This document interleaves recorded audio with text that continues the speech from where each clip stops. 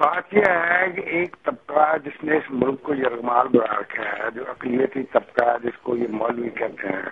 اچھا، جس کا کل نمائش بھی کیا انہوں نے، فضل الرحمان صاحب نے اور منور حسن صاحب نے، جی ان کے دباؤ کے نیچے ہیں سارے، سوائے اس کے کہ میں یا ہمارا گروپ جو ہے، جی دھمکیوں کے باوجود ہم لوگ ان کا مقابلہ کر رہے ہیں۔ عباس اطہر صاحب، دھمکی ملی؟ جی میرا تو ایس ایم ایس بھی ایک چلا ہے،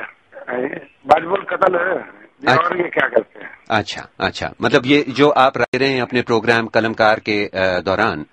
یہ اس سے مخالف کالم لکھ رہا ہوں جو آپ کالم لکھ رہے ہیں اس کے مخالف طبقہ جو ہے، کہ یہ ہے کہ جو بڑے اخبارات ہیں باقی ان کی ضرورت ہی نہیں ہے اس کے حق میں چھاپے ہیں۔ اچھا،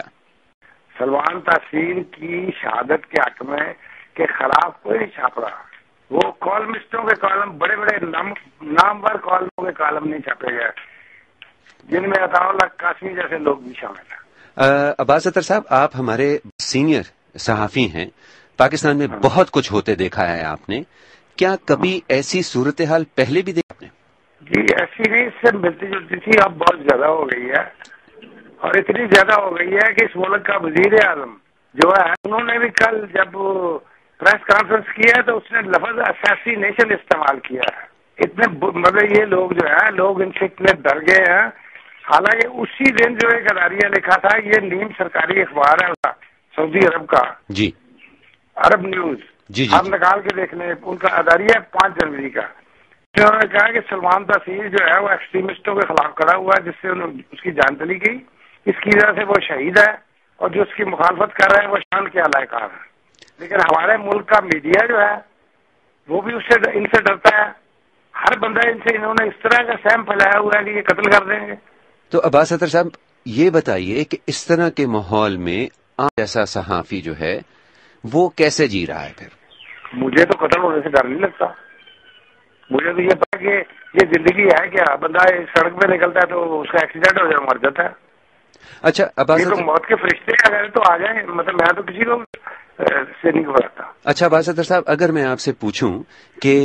میڈیا کی حد تک یہ رائے جو ہے وہ اس کے اندر جو جس کو کہتے ہیں منطق، جس کو کہتے ہیں لاجک، ریشنالٹی، ریزن، وہ کس حد تک وہ کم ہوئی ہے اس واقعے کے بعد، تو آپ کیا کہیں؟ میں آپ کو بتا رہا ہوں نا، جو پکچر کی دوسری سائڈ ہے، جی، پتہ ہے سلمان تحصیل کو بقول آپ ایک اداری ہے اس کا گارڈین کا، یہ چھپا ہے 8 جنوری کو، اس میں اس نے نیم کر کے کہا کہ فلاں اخبار نے اس کو قتل کرایا ہے۔ تو کیا یہ کہنا صحیح ہوگا کہ پاکستان میں میڈیا کی اکثریت جو ہے وہ سلمان تاثیر کی مخالف لائن لے رہی ہے، وہ ان کے قتل کی حق میں ہے؟ اسی میڈیا نے ان کے بیانوں کی اینگلنگ کر کے دلوائے، اسی میڈیا نے ان کے خلاف قتل کے فتوے چھاپے، اسی میڈیا نے یہ چھاپا کہ ان کے سر پر 5 لاکھ روپے کا انعام رکھا ہے۔ یہ اس طرح غلیظ ترین میڈیا ہے، یہ جو ہے یہ قاتل میڈیا ہے۔ میں تو کوئی میں اس میں کوئی لحاظ کرنے کے لیے تیار نہیں ہوں۔ یہ جو نوجوان صحافیوں کا اتنا بڑا طبقہ پاکستان میں پرائیویٹ سیکٹر میں ٹیلی ویژن شروع ہونے کی وجہ سے آیا ہے، کیا مشورہ آپ کی، کیا رائے، کیا رہنمائی ان کے لیے؟ میں کو کیا کہہ سکتا ہوں، ان بیچاروں نے نوکری کرنی ہے،